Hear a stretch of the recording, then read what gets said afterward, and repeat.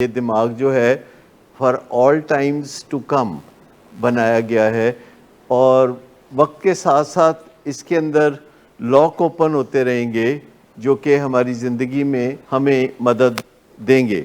अब जैसे बोरियत की बात हम कर रहे थे, बोरियत बेचैनी की पतली सी शक्ल है, क्योंकि अगर तो मसला बहुत गंभीर है तो हमें बेचैनी हो। अगर मसला रोज़मर्रा चल रहा है काफ़ी अरसे से, उस मसले की डिसेंसिटाइजेशन हो गई है, हम कुछ नहीं कर रहे, नशे की ज़िंदगी है, उसके मसाइल से हमने समझौता कर लिया है, उसके साथ हम ज़िंदगी गुजारी जा रहे हैं, तो फिर बोरियत होगी।